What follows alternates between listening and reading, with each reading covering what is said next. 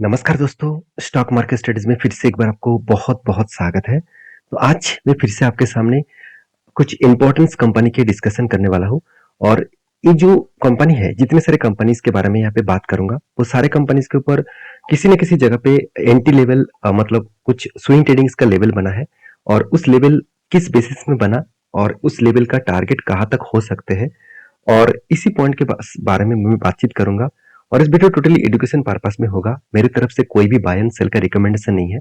अगर किसी भी कंपनी के ऊपर काम करना है तो आपके रिस्क के हिसाब से करना पड़ेगा, क्योंकि मैं आपको हमेशा बोलता हूँ, मैं किसी भी टिप्स देने के लिए नहीं आया हूँ। मेरा काम है आपको सिखाना। तो आप सीख कर काम करेंगे तो आपको किसी के टिप्स लेने का जरूरत नहीं है, किसी से आपको पूछने का जरूरत नहीं होगा, किसी से आपको जान मतलब किसी के ऊपर आपको डिपेंड भी नहीं होना होगा।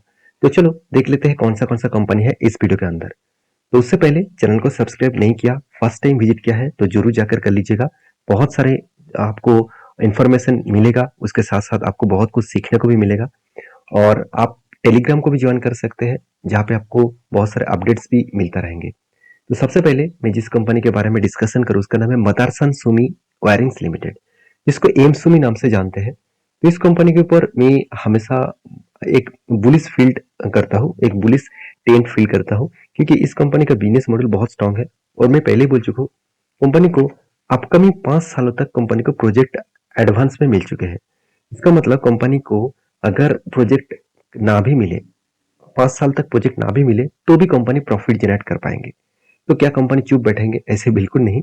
कंपनी प्रोजेक्ट कंटिन्यूसली लेता रहेंगे और जितने सारे ईवीज मार्केट है, ईवीज प्रोजेक्ट है, इसी के ऊपर कंपनी को सबसे ज्यादा प्रोजेक्ट मिला।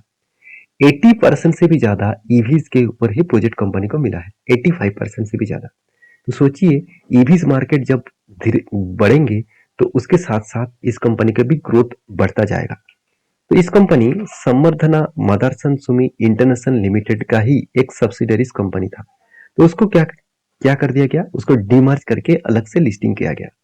जितने सारे लोगों का इस कंपनी के ऊपर शेयर था, मान के चलिए समर्थना मदरसन सुमी इंटरनेशनल लिमिटेड का के ऊपर 100% 100 शेयर थे, तो उसके बदले में एम सुमी का आपको 100 शेयर मिल चुके हैं। तो मुझे भी मिला, आपको मिला है तो मुझे जरूर कमेंट्स करके सिर्फ यस लिख कर भेज देना। सिर्फ आप यस लिखेंगे तो मुझे पता चल जाएगा। और हाँ, आप लिख भी सकते हैं कि आपका कितना होल्डिंग्स था और कितना आपको शेयर मिला। जितना होल्डिंग्स था उतना ही मिला होगा, तो कितना होल्डिंग्स था वो मुझे लिख कर भेज सकते हैं। यहाँ पे क्या होगा, यहाँ पे मुझे भी पता चलेगा कि हाँ, आप किस तरीके से कंपनी को फॉलो करते हैं। तो देखिए, मार्केट कैप के बारे में बात करूँ तो 28,000 करोड़ के आसपास मार्केट कैप है। पी रेशियो तो 58 है। आरओसी आरओई बेस्ड है। बुक वैल्यू देखिए कंपनी के एकदम 3 के आसपास है, तो बुक वैल्यू के बहुत ऊपर कंपनी ट्रेड कर रहा है, ऑलमोस्ट 21 टाइम्स ऊपर। तो वैल्यूएशन के हिसाब से देखा है तो थोड़ा सा हाई माना जा रहा है। तो मैं फिर भी कहूंगा इस हाई वैल्यूएशन के ऊपर भी लोग खरीदने के लिए चाहेंगे। देखिए, किसी व्यक्ति को अगर पूछा जाए कि मैं चलो तुमको मैं 1 लाख रुपया दे रहा हूँ, तो उनमें से तुमको सैमसंग का फोन खरीदारी करना है और एप्पल का फोन खरीदारी करना है, तो किसको खरीदारी करेंगे? तो ज्यादा से ज्यादा लोग देखिए, इसमें से 100% में आपको 90% लोग एप्पल का फोन खरीदारी करेंगे, यही कहेंगे। मेरे इस चीज को कहने का मतलब है कि वैल्यूएशन तो सेम है। कंपनी वो चूज करेंगे कि एक ब्रांडिंग है, उसके साथ साथ उसका फ्यूचर विजन अलग है। तो उसी तरीके से सोचकर शायद इस कंपनी को वो ज्यादा से ज्यादा लोग निवेश कर रहे हैं, तो इसलिए वैल्यूएशन हाई देने के लिए वो तैयार है। इसका पी रेशियो 58 है, तो सोचिए 1 रुपए कमाने के लिए कंपनी को ऑलमोस्ट 58 रुपीज देना पड़ रहा है। 1 रुपये सिर्फ कमाने के लिए, कंपनी को नहीं, जो लोग इन्वेस्ट कर रहे हैं। मान के चलिए मैंने इन्वेस्ट किया, तो 1 रुपये कमाने के लिए 58 रुपीज मुझे देना पड़ेगा। तो कोई बात नहीं, कंपनी में अगर सब कुछ ठीक है तो ज्यादा पैसा देने से कुछ ही नहीं पड़ेगा। तो कंपनी के प्रोमोटर के पास होल्डिंग्स भी अच्छा खासा है। और कंपनी का क्वार्टरली जो रिजल्ट है उसके बारे में बात करूं, तो क्वार्टरली कंपनी शानदार तरीके से रिजल्ट प्रेजेंट किया। सेल्स कंपनी को लगातार बढ़ते चले गए। एक्सपेंस कंपनी का कंट्रोल में है। और उसके बाद कंपनी के एक्सपेंस कंपनी के ऊपर देखा जाए तो मेंटेनेंस करने के बाद कंपनी का जो नेट प्रॉफिट है वो 126 करोड़ से बढ़ मतलब अभी इस बार 123 करोड़ के आसपास देखने को मिला। इसका मतलब जो प्रॉफिट रेशियो है एक एवरेज के आसपास देखने को मिला है। अभी जो पॉइंट्स मैं हमेशा देखता हूँ वो है कैश। यहाँ पे देखिए कैश कन्वर्जन साइकिल्स। तो कैश कन्वर्जन साइकिल्स क्या होते हैं? देखिए, कंपनी जो पैसा बिजनेस में इन्वेस्ट किया, उसके वो पैसा काम मतलब प्रोजेक्ट बनाने से लेकर प्रोडक्ट को सेल करने तक और सर्विसेज देने तक जितना टाइम लग रहा है, उस सारे चीज को करने के बाद कस्टमर से पैसा कितने दिनों तक घूम फिर के खुद के पास आ रहा है। मतलब जो पैसा इन्वेस्ट किया वो प्रॉफिट होकर कितने दिनों में हाथ में पैसा घूम के आ रहा है, उसको कहा जाता है कैश कन्वर्जन साइकिल्स। वो देखिए पहले देखिए 69 डेज था, बीच में 47 डेज हो गया था, इस बार 64 डेज है। तो ऑलमोस्ट 2 मंथ्स लग रहा है कंपनी के हाथ में पैसा आने तक। तो मेरे हिसाब से थोड़ा सा लेंदी टाइम्स है, तो उस लेंदी टाइम को अगर कम किया जाए तो और भी अच्छा माना जाएगा। फिर भी ऑटो इंश्योरेंस कंपनी है तो उसमें टाइम तो लगेगा, क्योंकि उसको प्रोडक्शन करने में टाइम लगता है और उसको बेचने के बाद कस्टमर से पैसा उठाना भी टाइम के हिसाब से देखने को मिलता है। तो मैं एक चीज कहूंगा, इस कंपनी में दम है, इसलिए इंस्टीट्यूशन भी इसके ऊपर बने हुए हैं। तो आपका क्या राय है इस कंपनी के ऊपर जरूर कमेंट्स करना। और लास्ट कुछ फ्यू मंथ्स का डेटा दिखा दूं तो मई जून जुलाई इस तीनों मंथ में अच्छा खासा सेल ऑफ किया गया, अगस्त मंथ में अच्छा खासा बाय किया गया। और इसके चार्ट पैटर्न के हिसाब से बात करूं तो मैंने एक डेट पहले मेंशन किया था, शोल्डर कम हेड कम शोल्डर का एंटी यहाँ पे बना और टारगेट यहाँ तक हुआ था। उसके बाद फिर से देखिए एक शोल्डर कम हेड, सॉरी एक कफ विथ हैंडल पैटर्न्स बना, और इसको आप shoulder come head and shoulder भी बोल सकते हैं। तो उसके बाद ब्रेकआउट हुआ और ब्रेकआउट का कंफर्मेशन अभी तक नहीं हुआ। तो क्योंकि देखिए ब्रेकआउट यहाँ पे हुआ है तो मेरे हिसाब से इसके ऊपर कोई भी ग्रीन कैंडल क्लोजिंग हो तब मैं एंट्री लूंगा, और एक बड़ा सा टारगेट यहाँ पे बन सकते हैं। एटलीस्ट टारगेट जो बनेगा 27% के आसपास। तो मैं उस दिन के लिए इंतजार कर रहा हूँ, जब इंतजार का घड़ी खत्म होगा तो मैं जरूर खुद एंट्री लूंगा और मैं टेलीग्राम में भी आपके साथ शेयर करूंगा।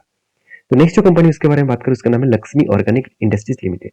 देखिए नाम में लक्ष्मी हो तो इसका मतलब ये नहीं कि कंपनी बहुत अच्छा खासा काम कर रहा है। तो पॉइंट ऑफ व्यू से देखा जाए तो कंपनी के कुछ पॉइंट्स लक्ष्मी के जैसे ही है। जैसे कंपनी का डेप्थ कम है, इनकम भी हो रहा है, कंपनी के प्रोमोटर के पास होल्डिंग्स भी अच्छा है, कंपनी के पी रेशियो थोड़ा सा ज्यादा है, यहाँ पे कोई लक्ष्मी वाला काम नहीं है। तो कंपनी के जो रेशियोज है वो देखेंगे तो कंपनी का टॉप रेशियो पी रेशियो कितना था 102 और आज कितना है 80 के आसपास, और एवरेज निकल कर आ रहा है 42। इसका मतलब कंपनी ओवर वैल्यूड कंपनी बन चुके हैं। तो ओवर वैल्यूड मतलब कंपनी के करेक्शन होने का चांसेस है। तो कंपनी जो मतलब कैश साइकिल्स को मेंटेन कर रहा है रेशियोज के हिसाब से देखा जाए तो कैश कन्वर्जन जो साइकिल्स है वो देखिए पहले 49 डेज 50 डेज के आसपास 60 डेज तक लग रहे थे, वो कम घट के 5 दिन तक लग रहा था, 21 दिन हुआ और इस बार 40 दिन हो गया। तो यहाँ पे वोलेटिलिटी देखने को मिला है, यहाँ पे अप्स एंड डाउन देखने को मिला है। तो कंटिन्यूसली कंपनी एक रेंज को मेंटेन नहीं कर पाया, और कंपनी के जो प्रॉफिट एंड लॉस है वो सालाना देखा जाए तो कंपनी पिछले साल की तुलना से इस बार 50% प्रॉफिट को कम किया। इसके पीछे और कोई रीजन नहीं है, इसके पीछे कंपनी का प्रोडक्ट वो है स्पेशलिटी केमिकल्स। तो स्पेशलिटी केमिकल्स प्रोडक्ट जो जो कंपनी बेच रहे हैं वो सारे कंपनी का सेल्स डाउन हुआ है, क्योंकि मार्केट में जो डिमांड है वो डिमांड कम हुआ है, और उसी के चलते हुए कंपनी इसके ऊपर सेल्स भी डाउन हुआ है। अभी इस कंपनी के ऊपर क्या राय है, देखिए एज ए इन्वेस्टर, देखिए प्रोमोटर के बाद एफएस के पास जो होल्डिंग्स था वो भी बेचा गया, डीएस के पास जो होल्डिंग था वो भी बेच दिया गया, और पब्लिक के पास जो होल्डिंग था वो बढ़ा दिया गया, मतलब पब्लिक ने बढ़ा दिया है। तो इंस्टीट्यूशन के हिसाब से कोई भी होल्डिंग्स उतना ज्यादा नहीं है, सिर्फ पब्लिक और प्रोमोटर के पास ही अच्छा खासा होल्डिंग्स है। तो इसके हिसाब से मुझे थोड़ा सा यहाँ पे प्रेशराइज देखने को मिला है। लास्ट कुछ फ्यू मंथ्स में कंपनी के ओवर बाय तो हो रहा है मगर उतना ज्यादा क्वांटिटी से नहीं। और इसके चार्ट पैटर्न के बारे में बात करूँ तो एक चार्ट पैटर्न क्रिएट हो रहा है। जब चार्ट पैटर्न कंफर्म होगा तो मैं एक जरूर डेट यहाँ पे मेंशन करूंगा, और मैंने कहाँ पे एंट्री लिया था वो भी मैंने आपको बताया कि यहाँ पे ब्रेकआउट हुआ, इस रेजिस्टेंस को बहुत दिनों तक ब्रेकआउट नहीं कर पाए थे, तो यहाँ पे ब्रेकआउट हुआ और उसके बाद रिट्रेसमेंट हुआ, और इस कैंडल के ऊपर मैंने एंट्री लिया। क्यों लिया, क्योंकि 200 डेज ईएमए को भी ब्रेकआउट किए, इस रेंज को भी ब्रेकआउट किए, तो इसीलिए मैंने एंट्री लिया और छोटा सा एक टारगेट मिला। और मैं एक बड़ा टारगेट लेने के लिए सोच रहा हूँ जो एक शोल्डर कम हेड कम शोल्डर बना। तो आप कहेंगे सर कंपनी में तो उतना खास परफॉर्मेंस नहीं है, अगर एंटी बनता है तो क्या एंटी लेना चाहिए। देखिए मेरे हिसाब से तो एंटी मैं जरूर लूंगा, क्योंकि केमिकल सेक्टर के हर कंपनीज के ऊपर हालत खराब है, फिर भी केमिकल सेक्टर खुद को अलग लेवल में रिप्रेजेंट कर रहा है। तो इसका मतलब कंपनी का मैनेजमेंट अच्छा खासा स्ट्रॉन्ग स्टैंड देखने को मिला है। तो जिस स्ट्रॉन्गली स्टैंड के हिसाब से देखा जाए तो कंपनी में अच्छा खासा ग्रोथ होने का चांसेस है।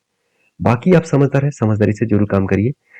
नेक्स्ट जो कंपनी उसके बारे में बात करूं उसका नाम है बजाज फाइनेंस। देखिए इस कंपनी मेरे सबसे पुराना इन्वेस्टमेंट कंपनी है। जब से मैं इस मार्केट में आया हूँ, मतलब जब से मैं मार्केट में काम करना स्टार्ट किया तब से लेकर इस कंपनी के ऊपर मैं होल्डिंग करके रखा हूँ, तब से लेकर मैं इन्वेस्टमेंट करके रखा हूँ। और इस कंपनी के ऊपर जब जब ट्रेड भी बनता है तब तब मैं ट्रेड भी ले चुका हूँ, और कहाँ कहाँ पे मेरा एंट्री बना था, कहाँ कहाँ पे मेरा एग्जिट भी हुआ, वो मेरे पुराना सब्सक्राइबर है उसको पता है, क्योंकि वो पहले से मेरे वीडियो देखते रहते हैं। तो उसको पता है। तो फिर से एक बेस्ट लेवल का एंटी मिला था, और वो एंटी टारगेट भी कहाँ पे हुआ वो मैं आपको मेंशन करूंगा। उससे पहले देख लीजिए, एंटी लेने से पहले जो जो चीज आपको देखना चाहिए वो है कंपनी का बिजनेस। तो कंपनी के बिजनेस के बारे में बात करूं तो कंपनी एक फाइनेंस सेक्टर मतलब एक एनबीएफसी कंपनी है। तो एनबीएफसी कंपनी के ऊपर एक दिक्कत तो हमेशा होती है कि कंपनी को हमेशा खुद को लोन लेना पड़ता है। उसके बाद उस लोन को वो कस्टमर को दे सकते हैं, उस लोन से वो इंटरेस्ट कमा सकते हैं। जहाँ पे बैंकिंग सेक्टर में क्या होते हैं, बैंकिंग सेक्टर में जो लोन्स है वो कस्टमर से आ जाते हैं, मतलब कस्टमर का लोन लेकर वो काम करते हैं, सॉरी कस्टमर का पैसा लेकर काम करते हैं।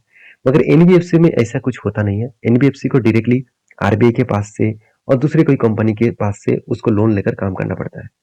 तो मेरे कहने का मतलब है, जब इस तरीके से कंपनी काम करते हैं तो उसको हायर मतलब रेस्ट्रिक्शन मेंटेन करके चलना पड़ता है कि मैंने जो लोन लिया वो आरबीआई से लिया, तो इसको डिफॉल्ट करने से पहले 2 बार सोचना पड़ेगा। तो फिर भी बहुत सारे कंपनी डिफॉल्ट भी कर चुके हैं।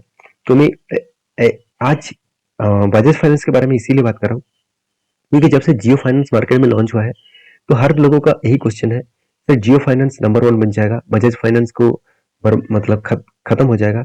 ऐसे आप सोचते कैसे हैं मुझे पता नहीं, क्योंकि बजाज फाइनेंस कोई छोटा मोटा कंपनी नहीं है, इंडिया की लीडिंग कंपनी है और 4,70,000 करोड़ के आसपास मार्केट कैप है। तो आपको क्या लग रहा है कि ये कोई छोटे मोटे कंपनी है?